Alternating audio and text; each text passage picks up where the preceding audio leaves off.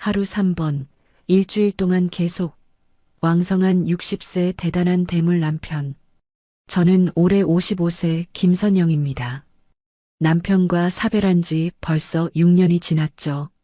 처음엔 슬픔에 빠져 살았는데 이제는 그 슬픔도 익숙해져 버렸어요.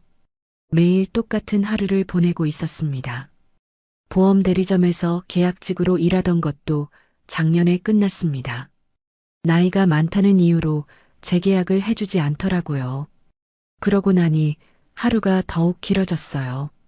시계를 보면 아직 오후 2시인데 벌써 저녁 같은 기분이 들었습니다. 가끔씩 친구들을 만나면 항상 하는 말이 있었어요. 선영아, 너 아직 젊잖아. 좋은 사람 만나면 안 되겠니?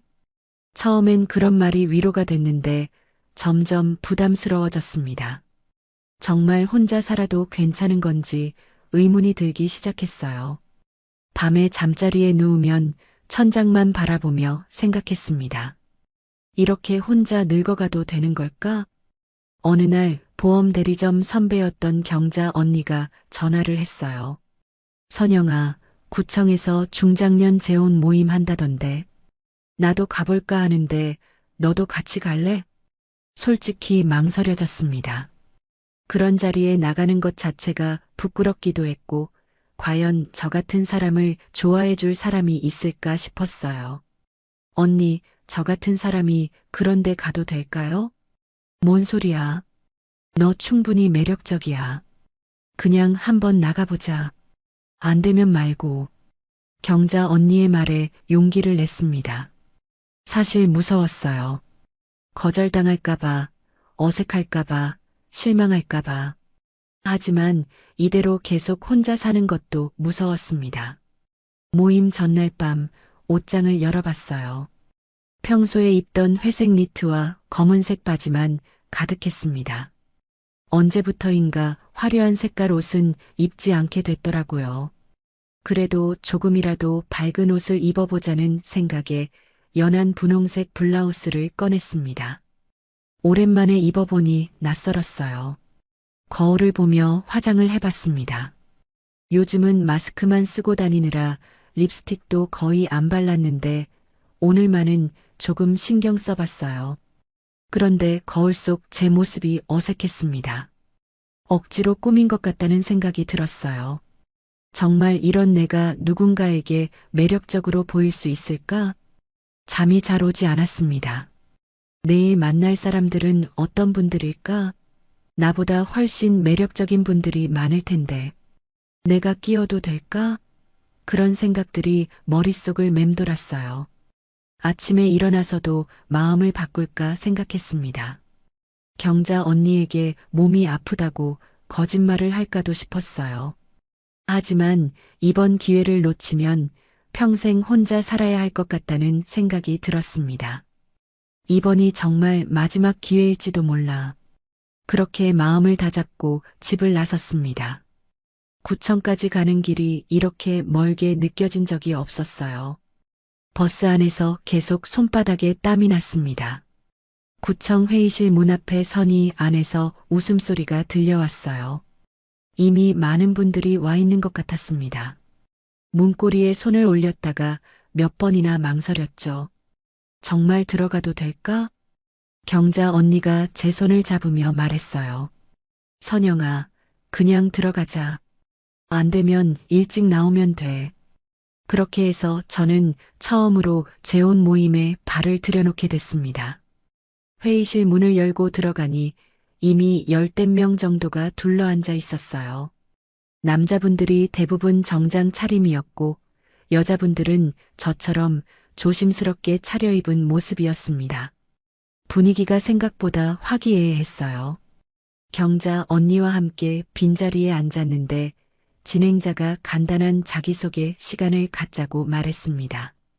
제 차례가 다가올수록 가슴이 두근거렸어요. 뭐라고 말해야 할지 머릿속이 하얘졌습니다. 안녕하세요. 저는 김선영이라고 하고요. 올해 55세입니다. 6년 전에 남편과 사별하고 혼자 살고 있어요. 목소리가 떨렸지만 어떻게든 말을 끝냈습니다. 다른 분들이 고개를 끄덕이며 따뜻하게 바라봐주니 조금 안심이 됐어요. 그때 한 남자분이 자기소개를 시작했습니다. 박준호라는 분이었어요. 저는 박준호고요. 63세입니다. 3년 전에 이혼했고 지금은 혼자 살고 있어요. 목소리부터 다른 분들과 달랐습니다. 또렷하고 자신감이 넘쳤어요. 키도 꽤 크고 어깨도 넓었습니다. 정말 63세가 맞나 싶을 정도로 젊어 보였어요. 평소에 헬스장 다니는 걸 좋아하고 등산도 자주 다닙니다. 건강관리가 취미라고 할 수 있죠. 요즘 젊은 사람들보다 체력이 좋다고 자부해요. 다른 분들이 웃었습니다. 허세 같다는 생각도 들었지만 실제로 그 나이에 저런 체격을 유지하는 게 쉽지 않다는 건 알 수 있었어요. 사실 혼자 사는 게 제일 힘든 건 밥 먹을 때예요. 아무리 맛있는 음식도 혼자 먹으면 김이 빠지잖아요. 그 말에 제 마음이 움직였습니다. 저도 똑같은 마음이었거든요. 아무리 정성 들여 만든 음식도 혼자 먹으면 맛이 없었어요. 텔레비전을 켜놔도 소리만 들릴 뿐이었습니다. 자기소개가 끝나고 티타임이 시작됐어요. 자연스럽게 여기저기 그룹이 만들어졌는데 박준호가 제게 다가왔습니다. 선영 씨, 6년 동안 혼자 계시기 힘드셨겠어요. 네, 처음엔 정말 힘들었죠. 저도 이혼하고 나서 허탈했어요. 특히 저녁 시간이 제일 견디기 어렵더라고요. 박준호는 말을 이어갔습니다. 헬스장에서 만난 사람들 이야기, 등산 동호회 이야기, 요즘 배우고 있다는 영어회화 이야기까지 정말 활발하게 살고 있는 것 같았어요. 선영 씨는 취미 같은 거 있으세요? 글쎄요, 특별한 건 없고 요리하는 걸 좋아해요. 와, 요리 잘하시는 분이구나. 저는 라면도 제대로 못 끓여요. 그렇게 웃으며 이야기하다 보니 시간이 금세 지나갔습니다. 모임이 끝날 때쯤 박준호가 말했어요. 혹시 괜찮으시면 연락처 좀 주실 수 있을까요? 혼자 사시는 분끼리 가끔 안부 물어봐도 좋을 것 같아서요. 조금 부담스럽긴 했지만 거절할 이유도 없었습니다. 번호를 주고받았어요. 집으로 돌아가는 길 경자 언니가 말했습니다. 박준호라는 분 선영이한테 관심 있는 것 같던데? 설마요. 그냥 친하게 지내자는 거 아닐까요? 아니야, 내가 봤는데 분명히 그래. 너한테만 계속 말 걸더라. 집에 와서 핸드폰을 보니 벌써 메시지가 와 있었어요. 오늘 만나서 반가웠습니다. 집에 잘 도착하셨나요? 정중한 문체였습니다. 답장을 보냈어요. 네, 잘 도착했어요. 오늘 좋은 시간이었습니다. 그 후로 박준호에게서 메시지가 자주 왔습니다. 아침에 일어나면 좋은 아침입니다. 저녁에는 오늘 하루 어떠셨어요? 같은 안부 인사였어요. 처음엔 조금 부담스러웠지만 점점 기다려지기 시작했습니다. 일주일 후에 박준호가 전화를 했어요. 선영 씨, 혹시 시간 되시면 같이 식사 한번 하실래요? 혼자 먹는 밥이 너무 심심해서요. 망설여졌습니다. 이런 게 데이트인 건지 그냥 친구로 만나는 건지 애매했거든요. 하지만 저도 혼자 먹는 밥이 지겨웠어요. 좋아요. 어디서 만날까요? 선영 씨 집 근처로 제가 갈게요. 맛집 하나 알거든요. 약속 장소에 나가니 박준호가 이미 와서 기다리고 있었어요. 평상복을 입었는데도 여전히 젊어 보였습니다. 레스토랑도 꽤 괜찮은 곳이었어요. 여기 파스타가 정말 맛있어요. 제가 자주 오는 곳이거든요. 메뉴를 보니 가격이 만만치 않았습니다. 제가 계산하겠다고 하려는데 박준호가 손을 저었어요. 아니에요. 제가 먼저 제안한 거니까 당연히 제가 내야죠. 식사하면서 이야기를 나눴는데 박준호는 정말 다양한 경험을 한 사람 같았어요. 젊었을 때 사업도 해봤고 해외여행도 많이 다녔다고 했습니다. 선영 씨는 해외여행 가본 적 있어요?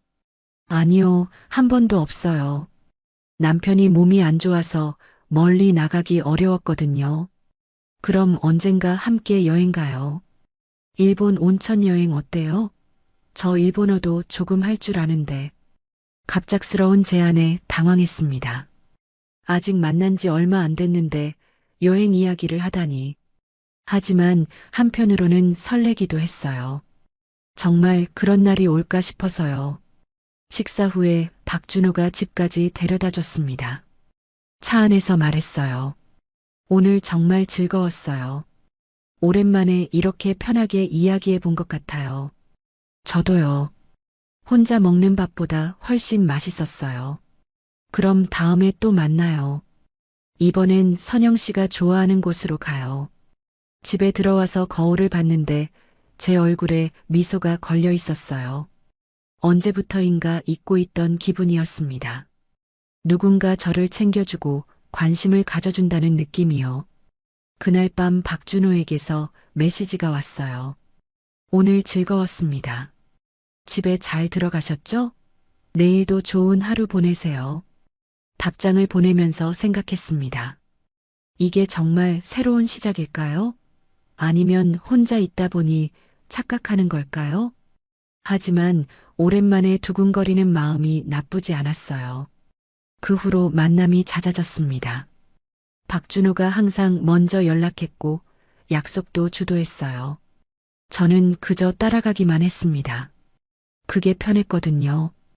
오랜만에 누군가에게 의지할 수 있다는 게 좋았어요. 어느새 제 하루가 박준호의 연락을 기다리는 것으로 시작됐습니다. 핸드폰이 울릴 때마다 혹시 박준호일까 싶어 가슴이 뛰었어요.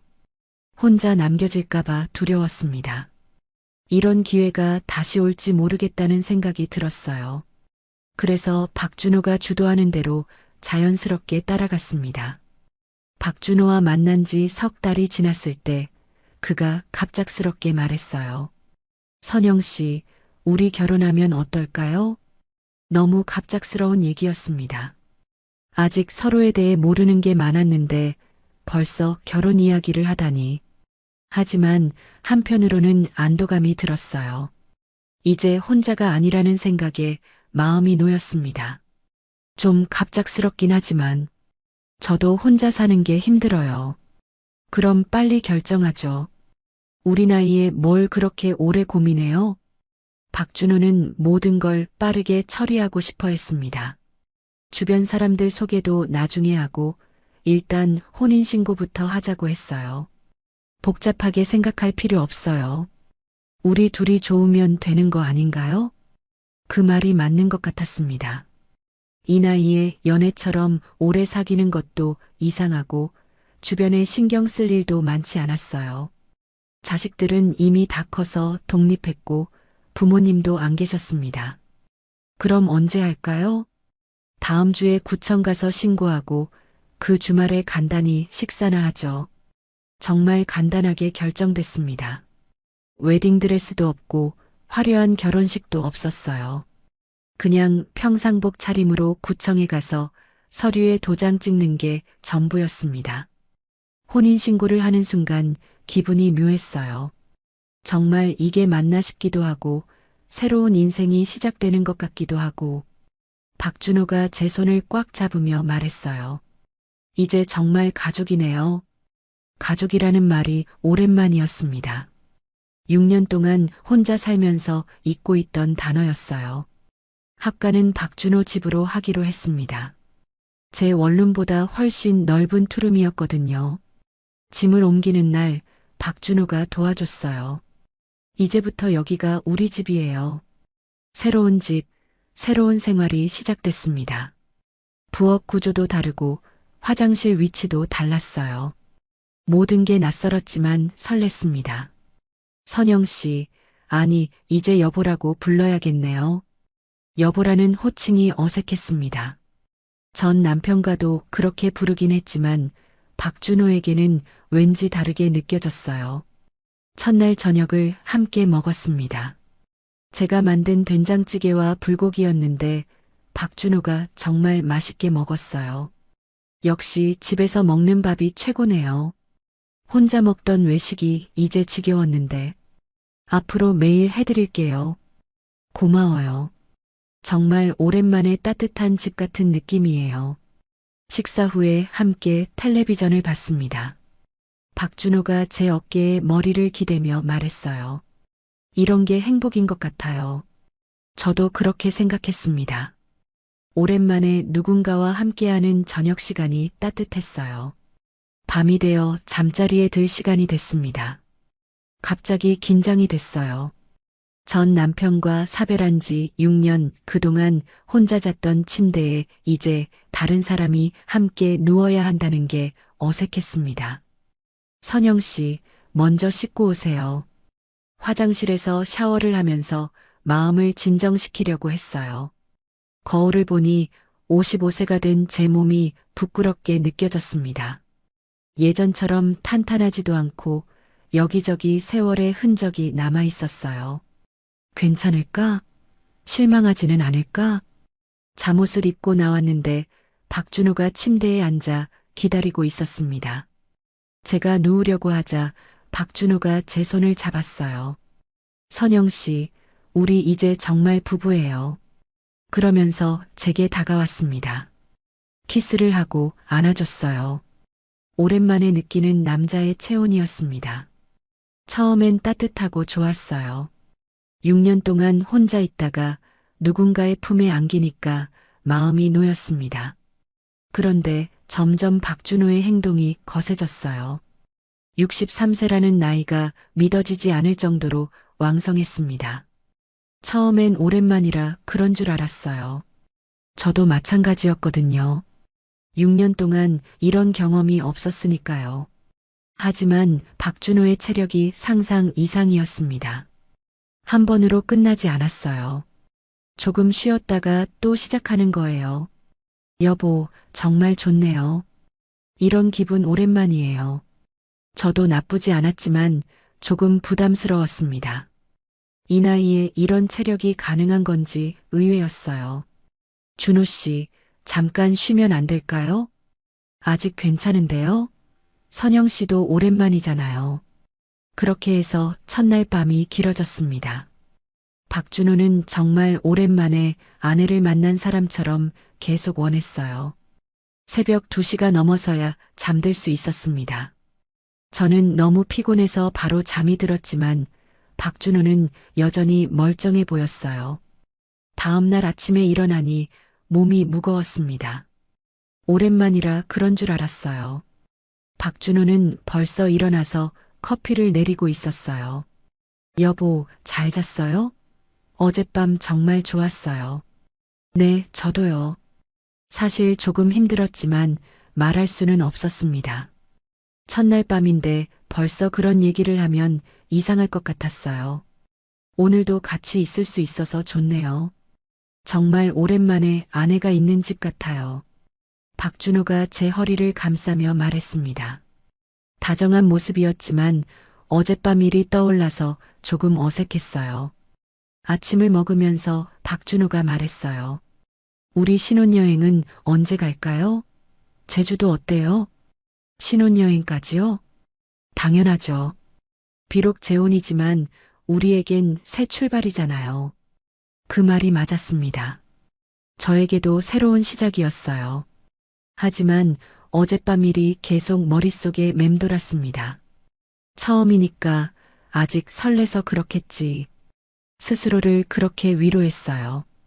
오랜만에 만난 부부니까 당연한 거라고 생각했습니다. 점심을 준비하면서도 계속 그 생각이 들었어요. 박준호의 체력이 정말 대단하다는 생각이요. 헬스장을 다닌다고 했는데 정말 운동 효과가 있나 보다 싶었습니다. 박준호는 하루 종일 기분이 좋아 보였어요. 콧노래도 부르고 저를 자주 안아주기도 했습니다. 선영 씨와 결혼한 게 정말 잘한 일 같아요.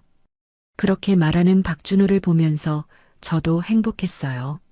누군가 저를 이렇게 좋아해 준다는 게 감사했습니다. 하지만 한편으로는 조금 걱정이 됐어요. 매일 밤이 어젯밤 같을까 봐서요. 이 나이에 그런 체력을 계속 따라갈 수 있을까 하는 생각이 들었습니다. 아직 신혼이니까 그런 거겠지. 시간이 지나면 자연스럽게 안정될 거야. 그렇게 스스로를 달랬습니다.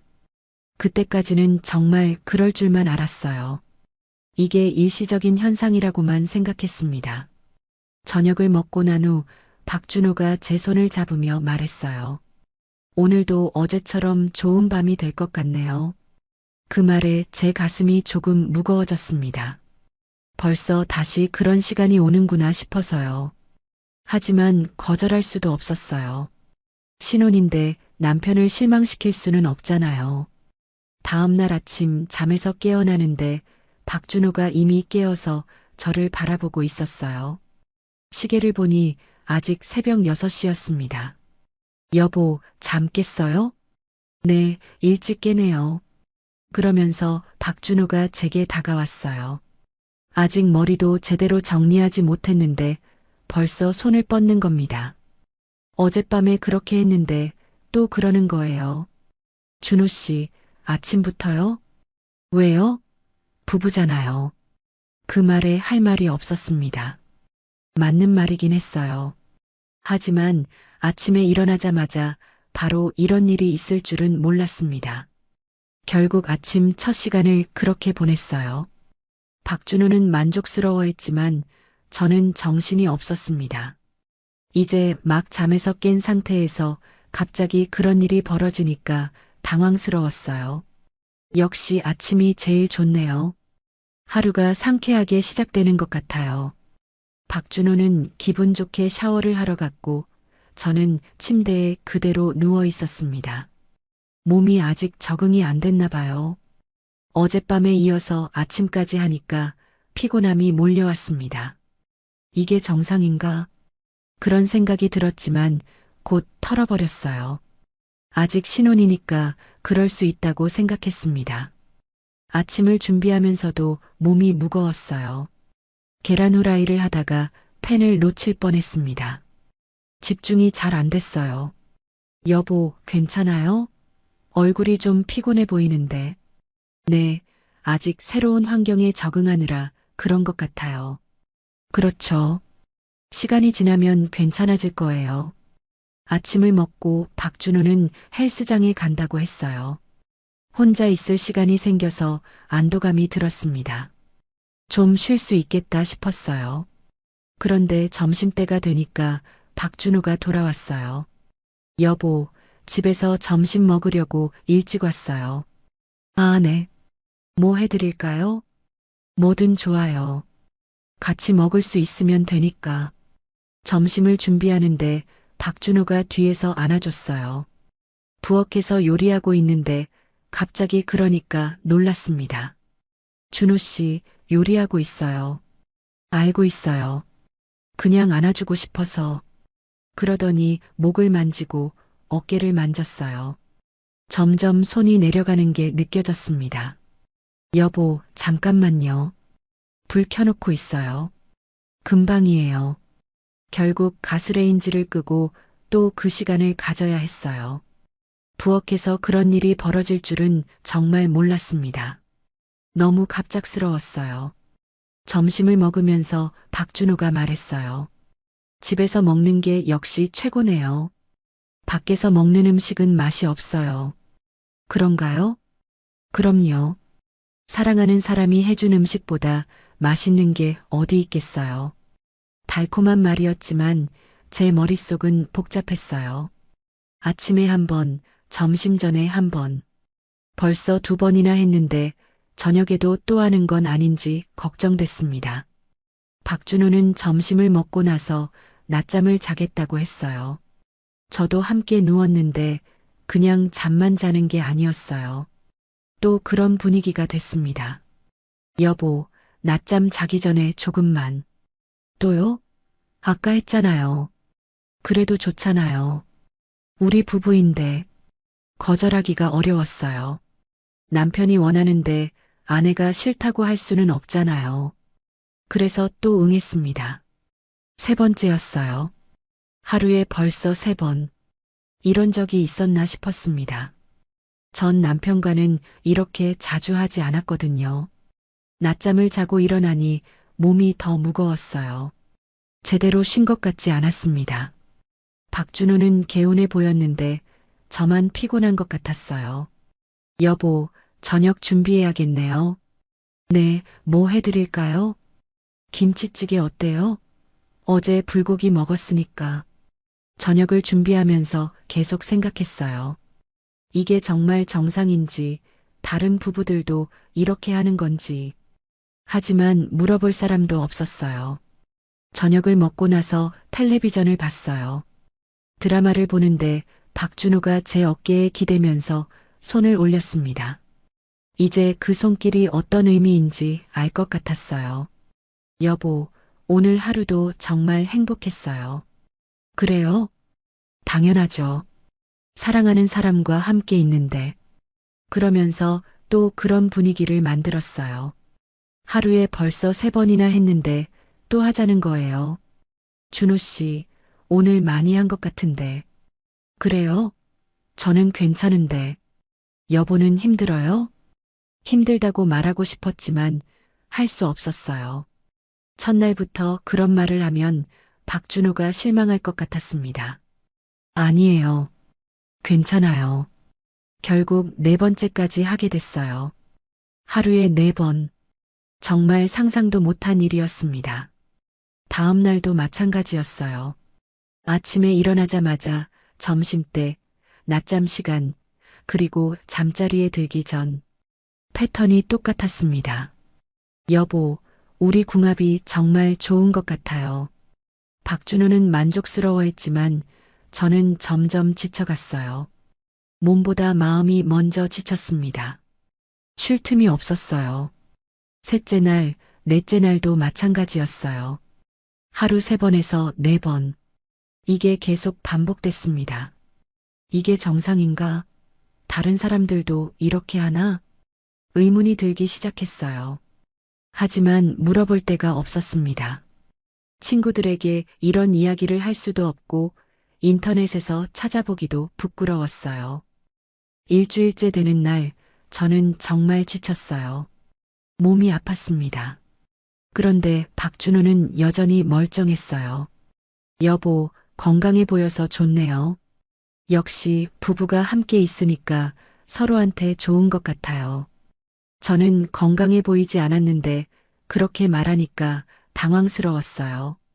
거울을 보니 얼굴이 많이 지쳐 보였습니다. 준호 씨는 정말 체력이 좋으시네요. 헬스장 다닌 보람이 있죠. 여보도 같이 운동하실래요?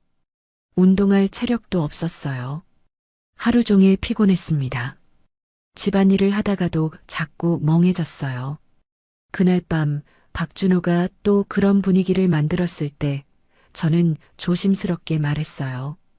준호 씨, 오늘은 좀 피곤한데 쉬면 안 될까요?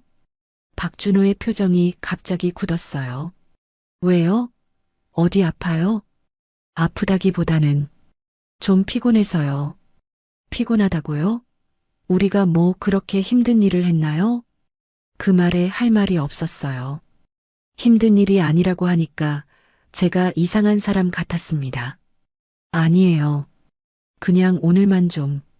알겠어요. 그럼 오늘은 쉬죠. 박준호는 서운해 보였어요. 등을 돌리고 누웠습니다.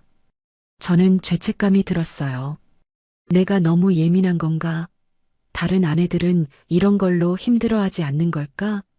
밤늦게까지 잠이 오지 않았어요. 제 옆에서 박준호가 숨을 고르고 있는 소리가 들렸습니다. 화가 난 것 같았어요. 다음 날 아침 박준호의 태도가 차가웠어요. 인사도 그냥 넘어가고 아침도 별로 맛있다는 말을 안 했습니다. 내가 잘못한 건가? 그런 생각이 계속 들었어요. 남편이 원하는 걸 거절했으니까 서운해할 만도 했습니다. 하지만 저도 힘들었어요. 결국 저는 다시 박준호에게 맞춰주기 시작했어요. 거절하면 분위기가 나빠지니까 그냥 참기로 했습니다. 이걸 싫어하면 내가 이상한 아내가 되는 걸까? 그런 생각이 계속 들었어요. 혹시 제가 너무 까다로운 건 아닌지, 다른 여자들은 다 이렇게 하는 건 아닌지 확신이 없었습니다.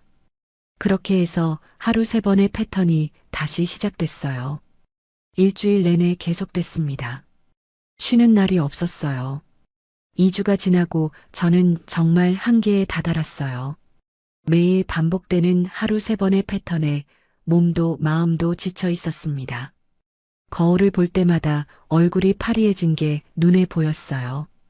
그날도 박준호가 점심 후에 제게 다가왔어요. 이제는 패턴이 너무 뻔해서 박준호의 눈빛만 봐도 알 수 있었습니다. 여보, 잠깐 침실로 갈까요? 평소라면 그냥 따라갔을 텐데 그날은 정말 힘들었어요. 아침에도 했는데 또 하자는 거였거든요. 용기를 내서 말했습니다. 준호 씨, 조금 힘들어요. 박준호의 표정이 순식간에 굳었어요. 웃고 있던 얼굴이 차가워지는 게 확실히 보였습니다. 힘들다고요? 뭐가 힘든데요? 목소리 톤도 달라졌어요. 평소의 다정한 톤이 아니라 차갑고 날카로웠습니다. 그냥 요즘 몸이 좀 피곤해서요. 피곤하다고요? 우리가 결혼한 지 이제 몇 주밖에 안 됐는데 벌써 피곤하다는 거예요? 박준호의 목소리가 점점 높아졌어요. 화가 난 것 같았습니다. 그런 게 아니라, 그럼 뭐예요? 이게 싫다는 건 나를 안 사랑한다는 거잖아요. 그 말에 제 가슴이 철렁했어요. 사랑과 그런 일을 같다고 보는 박준호의 생각이 이상했지만 반박할 용기가 없었습니다. 사랑 안 한다는 게 아니에요. 다만 뭐예요? 부부가 사랑을 나누는 게 그렇게 힘든 일인가요?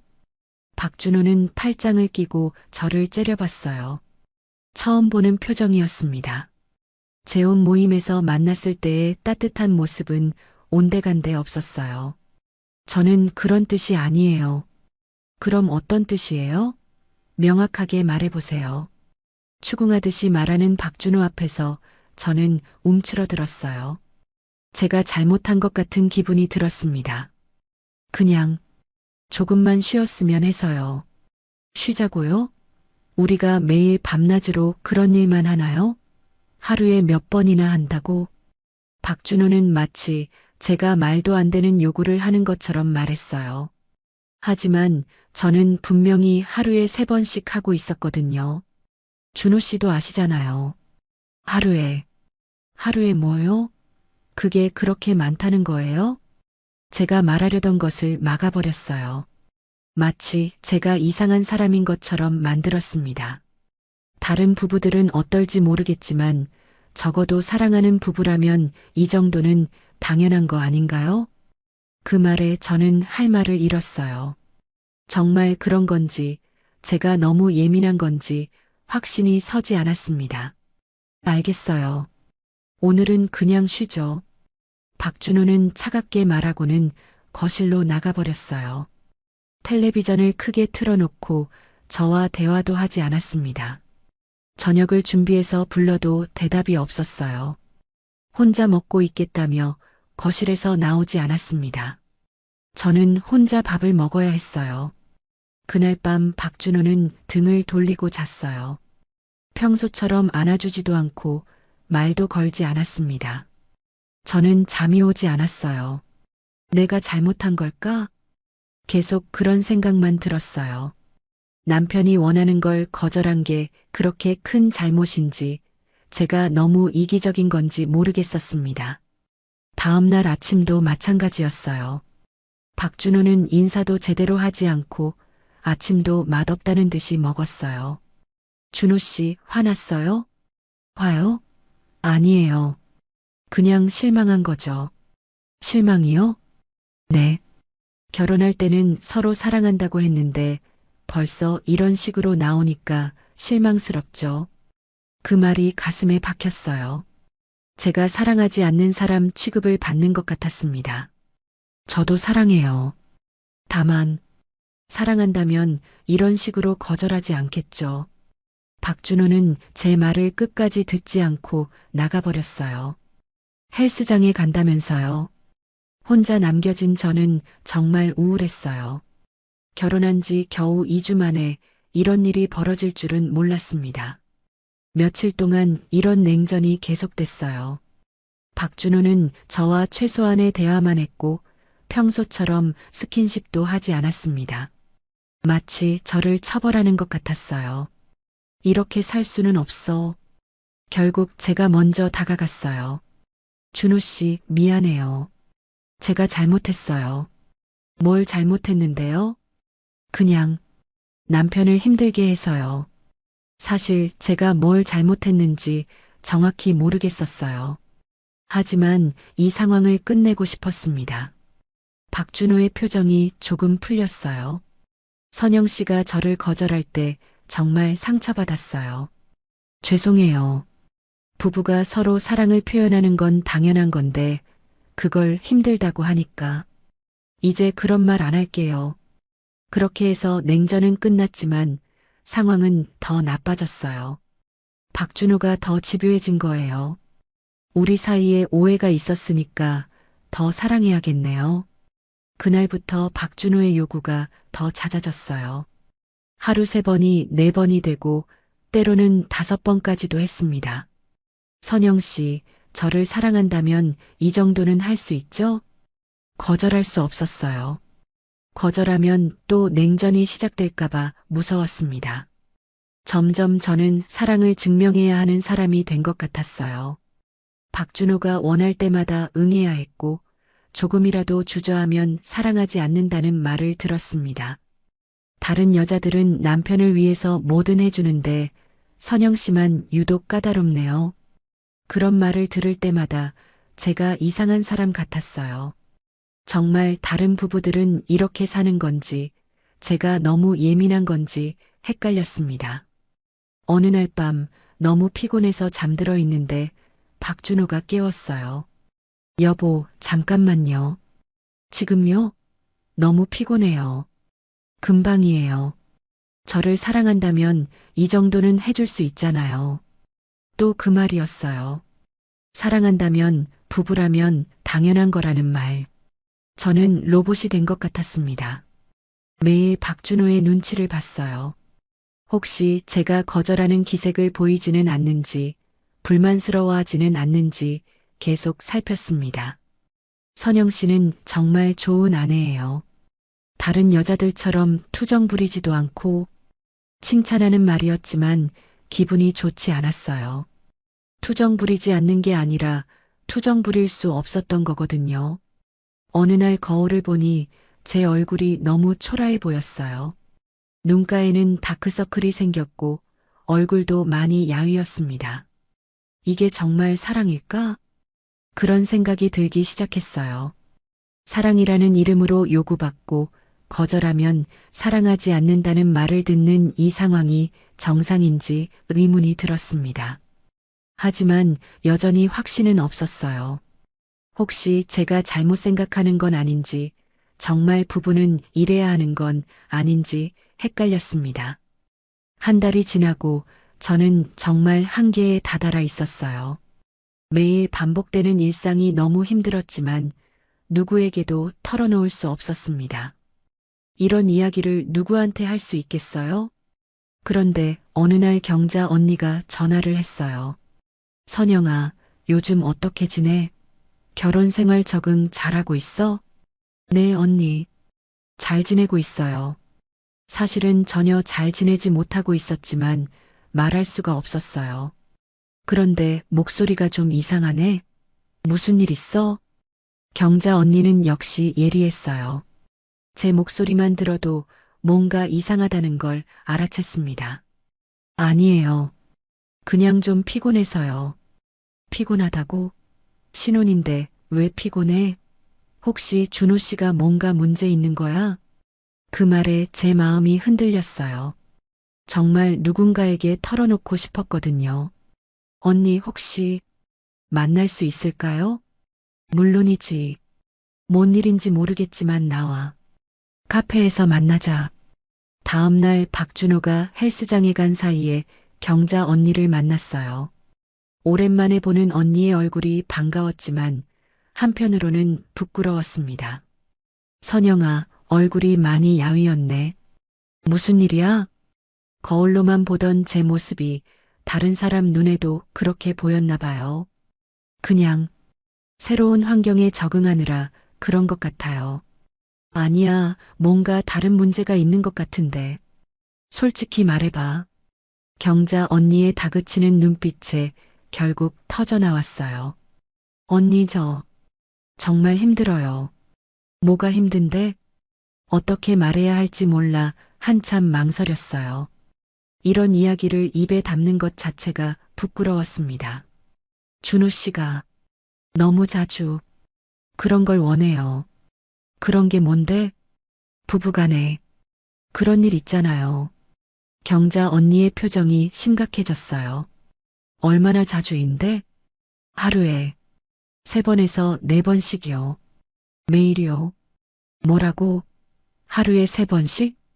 언니의 목소리가 커졌어요. 주변 사람들이 쳐다볼까봐 저는 손짓으로 조용히 해달라고 했습니다.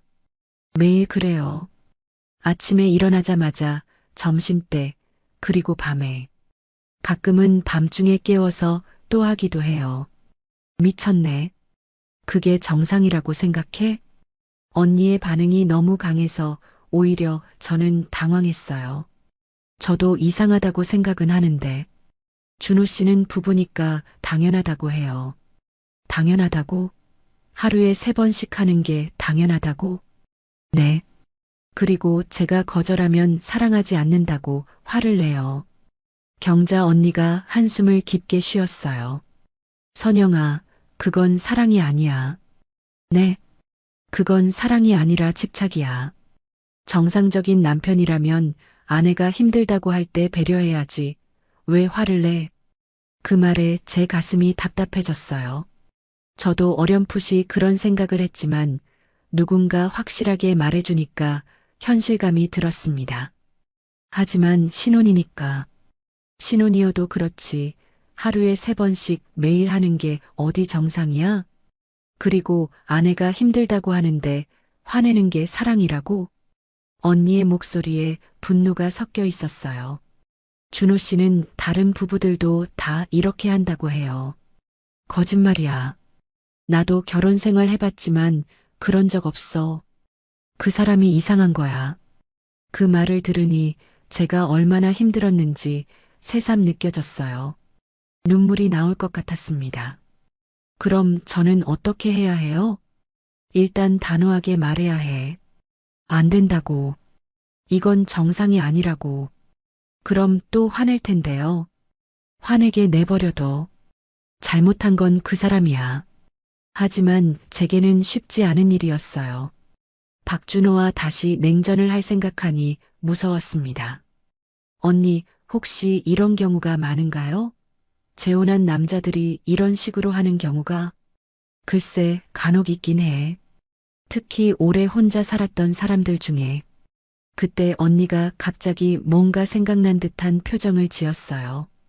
그런데 선영아, 준호 씨가 이혼한 이유가 뭐라고 했지? 성격 차이라고 했어요. 성격 차이라고? 구체적으로는 뭐라고? 자세히는 안 말해줬어요. 그냥 서로 안 맞았다고만. 언니가 뭔가 심각한 표정을 지었어요. 선영아, 혹시 준호 씨 전 부인 이름 알아? 왜요? 그냥 궁금해서. 언니가 스마트폰을 꺼내서 뭔가를 찾기 시작했어요. 박준호. 이혼. 어디 보자. 언니가 인터넷을 뒤지더니 갑자기 표정이 굳었어요. 선영아, 이거 봐. 언니가 보여준 건 어떤 온라인 카페 게시글이었어요. 제목이 성적 강요하는 남편 때문에 이혼했습니다였습니다. 이거 설마. 게시글을 읽어보니 소름이 돋았어요. 글쓴이가 박준호와 이혼했다는 여자였는데 제가 겪고 있는 일과 똑같은 내용이었습니다. 하루에 몇 번씩 강요하고 거절하면 사랑하지 않는다며 화를 냈다. 처음엔 신혼이라 그런 줄 알았는데 3년 동안 계속됐다. 결국 견디지 못해 이혼했다. 제 손이 떨렸어요. 언니, 이게 정말 준호 씨 전 부인 얘기인가요? 이름도 맞고 나이도 비슷해. 거의 확실한 것 같은데. 그럼 준호 씨가 저한테 거짓말한 거네요. 그렇지. 성격 차이가 아니라 이런 문제 때문에 이혼한 거야. 제가 느꼈던 모든 감정이 한꺼번에 올라왔어요. 분노, 배신감, 그리고 두려움까지. 왜 이런 중요한 걸 숨겼을까요? 당연히 숨기지. 이런 걸 말하면 누가 결혼하려고 하겠어? 언니의 말이 맞았어요. 만약 처음부터 이런 이야기를 들었다면 저도 결혼하지 않았을 거예요. 게시글을 더 읽어보니 더 충격적인 내용들이 있었어요. 밤중에 깨워서 강요하는 것, 거절하면 며칠씩 냉전하는 것, 모든 게 제가 겪고 있는 일과 똑같았습니다. 선영아, 이제 알겠지? 이건 준호 씨의 문제야. 내가 이상한 게 아니라. 그 말에 눈물이 났어요. 그동안 제가 이상한 사람인 줄 알고 자책했는데 정작 문제는 박준호에게 있었던 거였습니다. 그런데 언니, 저는 이제 어떻게 해야 해요? 이미 결혼했는데. 일단 단호하게 거부해야 해. 그리고 상황이 나아지지 않으면 이혼을 말씀하시는 거예요? 그것까지는 내가 결정할 일이지. 하지만 이런 식으로는 살 수 없잖아. 맞는 말이었어요. 이런 식으로 계속 살 수는 없었습니다. 준호 씨한테 이 게시글 보여줄까요? 그래도 돼. 자기 문제를 인정하게 만들어야지. 집으로 돌아가는 길에 머릿속이 복잡했어요. 박준호가 일부러 진실을 숨겼다는 사실이 가장 충격적이었습니다. 저를 속이고 결혼한 거나 마찬가지였어요. 집에 들어가니 박준호가 헬스장에서 돌아와 있었어요. 여보, 어디 갔다 와요? 친구 만났다 왔어요. 그래요? 늦었네. 저녁 준비 안 해요? 평소 같으면 바로 부엌으로 갔을 텐데 그날은 그럴 수 없었어요. 박준호를 다르게 보게 됐거든요. 준호 씨, 저한테 할 말 없어요? 할 말이요? 무슨 말이요? 여전히 모르쇠로 일관하는 박준호를 보니 더욱 화가 났어요. 이 사람은 끝까지 숨길 생각인 것 같았습니다. 그날 밤 저는 잠들지 못했어요. 경자 언니가 보여준 게시글이 계속 머릿속에 맴돌았습니다. 박준호의 전 부인이 겪었던 일이 제가 지금 겪고 있는 일과 똑같다는 사실이 충격적이었어요. 옆에서 잠든 박준호를 보니 복잡한 감정이 들었습니다. 이 사람이 저에게 거짓말을 했다는 게 가장 속상했어요. 성격 차이로 이혼했다고 했지만 실제로는 이런 문제 때문이었던 거잖아요. 새벽에 박준호가 깨어나서 또 제게 손을 뻗었어요. 평소 같으면 그냥 응했겠지만 그날은 달랐습니다. 준호 씨, 잠깐만요. 왜요? 아침이잖아요. 할 말이 있어요. 박준호가 귀찮다는 표정을 지었어요. 지금 할 말이요? 나중에 해도 되잖아요. 아니에요. 지금 해야겠어요. 제 목소리가 평소보다 단호했나 봐요. 박준호가 조금 놀란 듯한 표정을 지었습니다. 뭔 일인데 그래요? 준호 씨, 저 어제 친구 만나서 이야기 나눴어요. 그래서요? 우리 결혼 생활에 대해서요. 박준호의 표정이 굳어지기 시작했어요. 뭔가 예감이 좋지 않다는 듯이요. 무슨 이야기를 했는데요? 솔직히 말씀드릴게요. 저 지금 너무 힘들어요. 또 그 이야기예요? 뭐가 그렇게 힘든데요? 박준호가 짜증스럽게 말했어요. 하지만 저는 이번에는 물러서지 않을 작정이었습니다. 하루에 3번씩 하는 게 힘들어요. 매일 그러는 것도 힘들고요. 그게 뭐가 힘들다는 거예요? 우리 부부잖아요. 부부라고 해서 이런 식으로 해야 하는 건 아니잖아요. 그때 박준호가 벌떡 일어나면서 소리를 질렀어요. 그럼 어떻게 하자는 거예요? 저보고 참으라는 거예요? 참는 게 아니라 서로 배려하면서 하자는 거예요. 배려요? 제가 언제 배려 안 했어요? 거절하면 화내시잖아요. 며칠씩 말도 안 하고 박준호가 할 말이 없는지 잠깐 침묵했어요. 그러더니 다시 말했습니다. 그건 서운해서 그런 거예요. 서운한 걸로 이런 식으로 하시면 안 돼요. 저도 모르게 목소리가 커졌어요. 그동안 참아왔던 말들이 터져 나왔습니다. 그리고 준호 씨, 저한테 거짓말 하셨죠? 거짓말이요? 무슨 거짓말이요? 전 부인과 이혼한 이유요. 성격 차이가 아니었잖아요. 그 말에 박준호의 얼굴이 하얗게 질렸어요.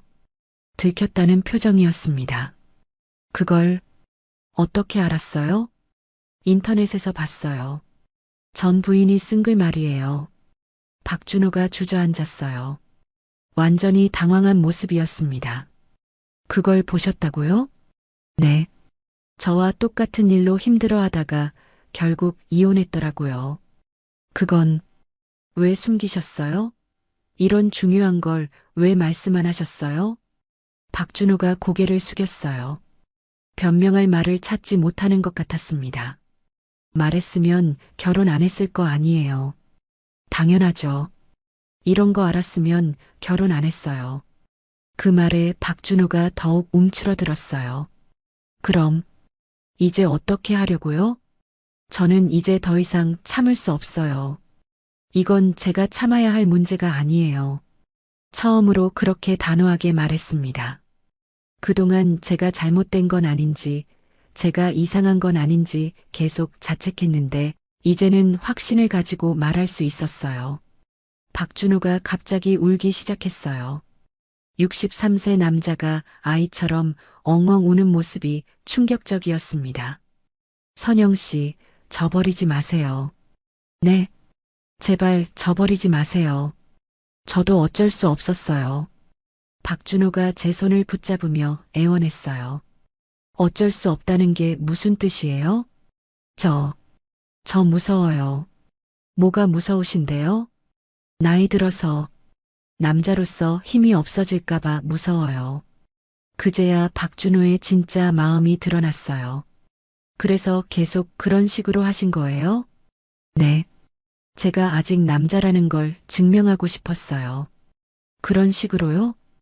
다른 방법을 모르겠어요. 나이가 들수록 자신감이 없어져요. 그래서 더 자주, 더 많이 해야 한다고 생각했어요. 박준호의 고백을 듣고 나니 조금 이해가 됐어요. 하지만 그렇다고 해서 용서할 수는 없었습니다. 그렇다고 해서 상대방을 힘들게 해도 되는 건 아니잖아요. 알아요. 저도 알고 있어요. 근데 어쩔 수 없었어요.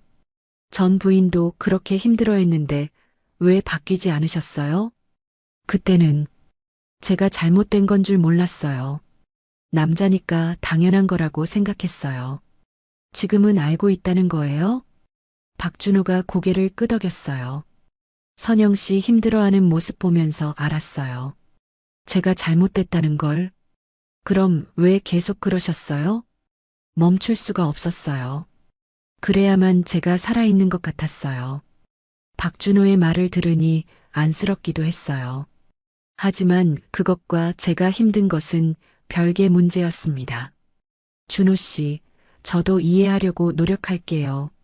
하지만 이제는 바뀌셔야 해요. 어떻게 바뀌라는 거예요? 일단 횟수부터요. 하루에 3번은 너무 많아요. 그럼 몇 번이면 돼요? 횟수의 문제가 아니에요. 서로 원할 때 하는 거예요. 박준호가 당황한 표정을 지었어요. 서로 원할 때라니요? 네. 한쪽만 원해서 하는 게 아니라 둘 다 원할 때 하는 거예요. 그럼 제가 원해도 선영 씨가 싫다고 하면 못 하는 거예요? 당연하죠. 그게 정상이에요. 박준호가 한참 생각하더니 말했어요. 그럼 거절해도 화내지 말라는 거네요. 네. 그리고 며칠씩 냉전하지도 마시고요. 알겠어요. 노력해 볼게요. 노력이 아니라 꼭 해야 하는 거예요. 제가 단호하게 말하자 박준호가 고개를 끄덕였어요. 그리고 한 가지 더 말씀드릴게요. 뭐요? 앞으로는 거짓말하지 마세요. 중요한 걸 숨기지 마시고요. 알겠어요. 박준호가 정말 반성하는 것 같았어요. 처음으로 제 말을 진지하게 듣는 모습이었습니다. 선영 씨, 저 정말 바뀔게요. 그러니까 저버리지 마세요. 지켜봐야죠. 말로만 하는 게 아니라 행동으로 보여주세요. 네, 꼭 그럴게요. 그날부터 박준호의 태도가 조금씩 바뀌기 시작했어요. 완전히 바뀐 건 아니지만 예전처럼 강요하지는 않았습니다. 처음으로 저희는 횟수가 아니라 서로의 마음을 이야기할 수 있게 됐어요. 쉽지는 않았지만 변화의 시작이었습니다. 그렇게 6개월이 지났습니다. 하루아침에 모든 게 완벽하게 바뀐 건 아니었어요. 박준호도 처음엔 많이 힘들어했거든요. 어느 날 아침 박준호가 평소처럼 제게 손을 뻗었다가 스스로 멈췄어요. 여보, 오늘은 어떠세요? 처음으로 제 의사를 물어보는 모습이었습니다. 어색하긴 했지만 변화의 시작이었어요. 오늘은 좀 피곤해요. 그럼 쉬세요. 괜찮아요. 예전 같으면 화를 내거나 서운해했을 텐데 그날은 그냥 받아들였어요. 제가 놀랄 정도로요. 물론 쉽지 않았습니다. 박준호는 가끔 예전 모습으로 돌아가곤 했어요. 특히 스트레스 받을 때나 기분이 안 좋을 때는 더 그랬죠. 선영 씨, 요즘 우리 너무 뜸한 것 같지 않아요? 그럴 때마다 저는 침착하게 말했어요. 자주 하는 게 중요한 게 아니라 서로 마음이 맞을 때 하는 게 중요한 거 아닌가요? 그렇긴 하지만 준호 씨 약속하셨잖아요. 그러면 박준호는 다시 마음을 다잡았어요. 완전하지는 않았지만 노력하는 모습을 보여줬습니다. 한 달 정도 지나니까 조금 더 자연스러워졌어요. 박준호가 제 표정을 살피기 시작했거든요. 오늘 얼굴이 밝아 보이네요. 그런가요? 네. 기분 좋아 보여요. 그런 날에는 자연스럽게 분위기가 만들어졌어요. 저도 거부감이 없었고 박준호도 예전처럼 강요하지 않았습니다. 반대로 제가 피곤해 보이는 날에는 박준호가 먼저 배려해줬어요. 오늘은 일찍 자세요. 마사지 해드릴까요? 이런 식으로 바뀌어 가니까 관계 자체가 달라졌어요. 의무가 아니라 서로를 위한 배려가 됐습니다. 3개월쯤 지났을 때 박준호가 말했어요. 선영 씨, 이제야 진짜 부부 같은 것 같아요. 왜요? 예전에는 그냥 제가 원하는 걸 하는 거였는데 이제는 우리가 함께 하는 것 같아요. 그 말을 듣고 저도 느꼈어요. 정말 달라졌다는 걸요. 하지만 모든 게 순탄했던 건 아니에요. 중간에 큰 위기도 있었거든요. 어느 날 박준호가 헬스장에서 친구들과 이야기를 나누고 왔는데 기분이 이상하더라고요. 여보, 다른 부부들은 어떻게 사나요? 갑자기 왜 그런 말을 해요? 친구들이 그러는데 저희가 너무 뜸하다고 해요. 그때 제가 단호하게 말했어요. 준호 씨, 다른 사람들과 비교하지 마세요. 우리는 우리만의 방식이 있어요. 그렇긴 하지만 남자로서 남자든 여자든 상관없어요. 서로 존중하는 게 먼저예요. 그 일이 있은 후 박준호가 더 확실하게 변했어요. 다른 사람들 말에 흔들리지 않게 됐습니다. 4개월째부터는 정말 안정적이었어요. 박준호가 제 기분을 먼저 물어보는 게 자연스러워졌거든요. 오늘 하루 어떠셨어요? 피곤했어요. 청소하느라고요. 그럼 제가 마사지 해드릴게요. 푹 쉬세요. 이런 대화가 일상이 됐어요.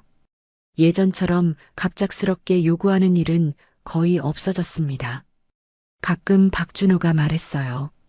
제가 정말 바보였네요. 왜 그렇게 살았을까요? 다 지난 일이에요. 지금이 중요하죠. 선영 씨가 그때 단호하게 말해주지 않았다면 계속 그랬을 거예요. 서로 배우는 거죠, 뭐. 박준호의 친구들도 변화를 눈치챘나 봐요. 준호야, 요즘 표정이 많이 편해 보인다. 그런가? 응. 예전에는 뭔가 조급해 보였는데 지금은 여유가 있어 보여. 박준호가 그 이야기를 해주며 말했어요. 정말 그런 것 같아요. 예전에는 늘 무언가 증명해야 한다는 부담이 있었는데 지금은 그냥 편해요. 저도 변했어요. 예전에는 항상 박준호 눈치를 봤는데 이제는 제 기분을 솔직하게 표현할 수 있게 됐거든요. 오늘은 좀 기분이 좋지 않아요. 왜요? 무슨 일 있었어요? 그냥 그런 날이 있잖아요.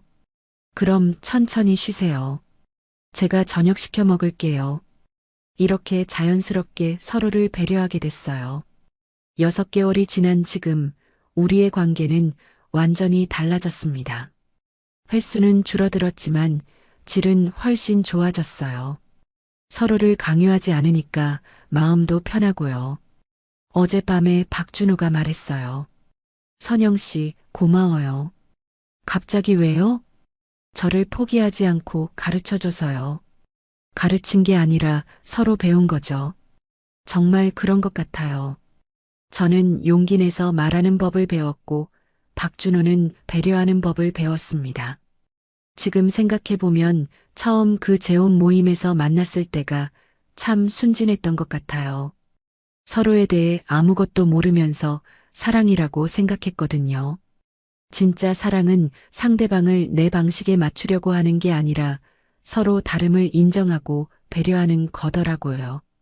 경자 언니가 그때 했던 말이 지금도 기억나요. 사랑이라는 이름으로 강요하면 안 돼. 정말 맞는 말이었어요. 사랑은 증명하는 게 아니라 느끼는 거였습니다. 요즘 박준호와 저는 가끔 이런 이야기를 해요. 우리 나이에 이런 걸 배우네요. 늦었지만 그래도 배워서 다행이에요. 맞아요. 늦은 사랑일수록 더 조심해야 하는 것 같아요. 정말 그런 것 같아요. 젊을 때의 사랑은 실수해도 시간이 많으니까 괜찮지만 이 나이의 사랑은 더 신중해야 해요. 서로에게 상처 주면 회복하기 어려우니까요. 지금 제 결혼 생활이 완벽하다고 말할 수는 없어요. 여전히 작은 갈등들은 있거든요. 하지만 예전과 다른 건 서로 이야기할 수 있다는 거예요. 문제가 생기면 참지 말고 말하기로 했어요. 그래야 더 큰 문제가 되지 않으니까요. 이 이야기를 들으시는 분들에게 묻고 싶어요. 여러분이라면 어디까지가 사랑이라고 생각하시나요? 상대방이 힘들어해도 자신의 욕구를 관철시키는 거? 아니면 서로의 마음을 헤아리며 배려하는 거? 저는 이제 알 것 같아요. 진짜 사랑은 상대방을 내 소유물로 만드는 게 아니라 서로 독립적인 존재로 존중하는 거라는 거요. 늦은 나이에 깨달은 교훈이지만 그래도 깨달았으니 다행이라고 생각해요. 앞으로도 박준호와 함께 더 좋은 관계를 만들어가고 싶습니다. 싶습니다. 싶습니다. 싶습니다.